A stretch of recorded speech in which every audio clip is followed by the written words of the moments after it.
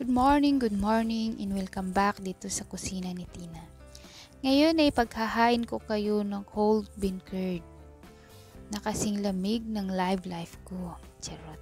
Siguraduhin natin munang malinis ang ating mga kamay bago natin ipaghanda ang ating kakainin for today.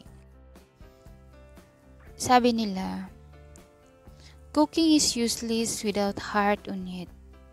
Dapat pag nagluluto ka daw, dapat sinasamahan ng pagmamahal para masarap yung pagkahanda ng pagkain. Kasi subukan mo kayang magluto ng galit. Kung anong kalalabasan. Tapos dapat simple lang para mas masarap. Kasi mahirap pag complicated. Lalo na si relasyon pag complicated ang hirap. Simple is the best. Kaya ito na yung ating cold beancurd. Kaya simulan na natin ipaghanda.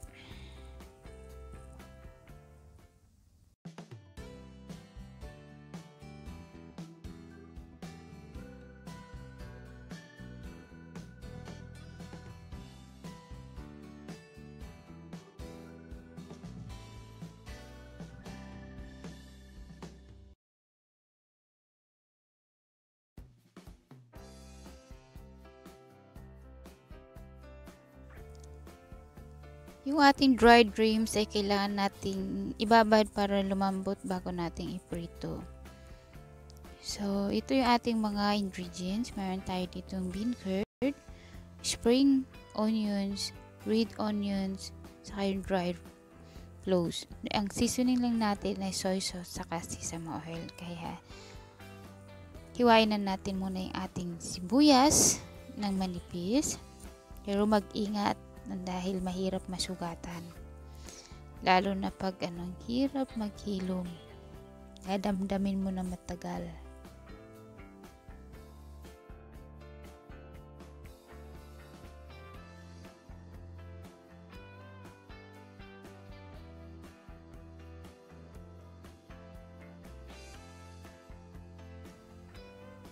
Ihiwain natin ang ating spring onion ng pahaba.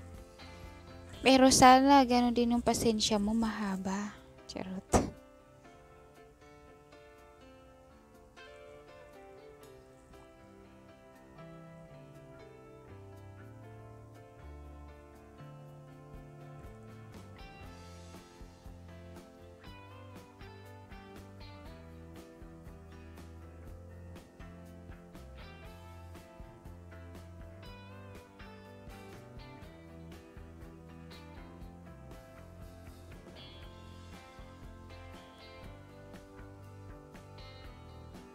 Tapos ngayon naman ay kailangan lang tayo ng kitchen paper para ipatuyo yung ating binabad na shrimp.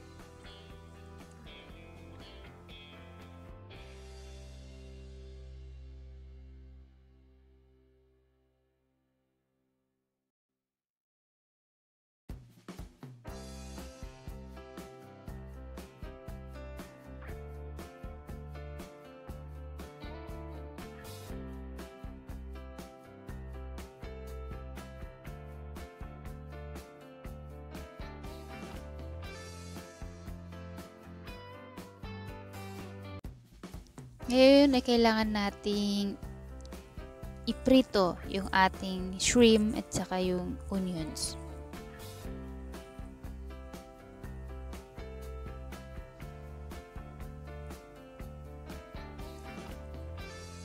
Uunahin lang natin ang ating sibuyas.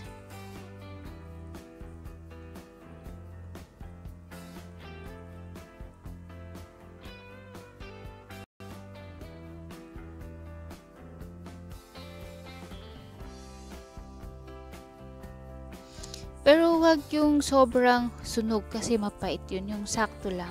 Yung pagkaprito. Kasi hahanguin lang natin.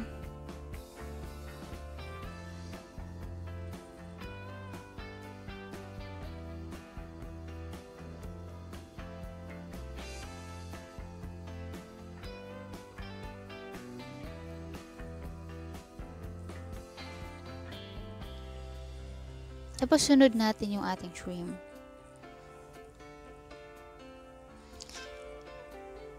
Yung katamtaman na lang, huwag masyadong crispy kasi matigas na yun.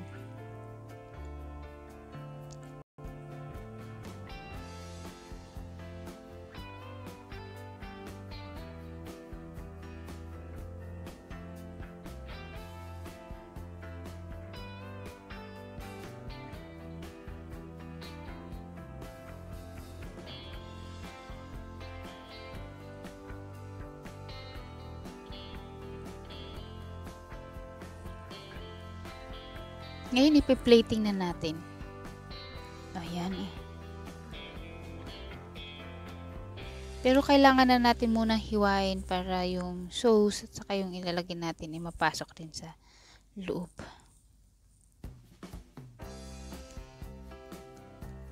And so, pagpapatong-patungin na lang natin, lalagay ko muna yung ating pinaritong sibuyas. Tapos yung ating shrimp.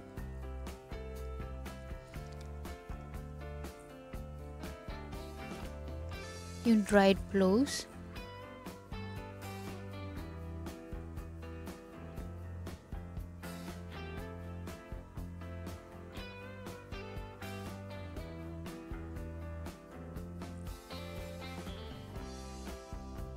Yung dried shrimp ulit.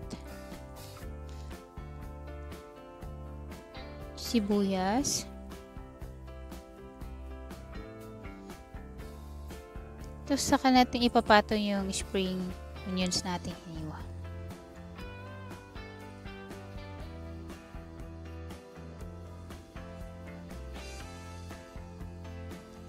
Tapos, i-season lang natin ng soy sauce.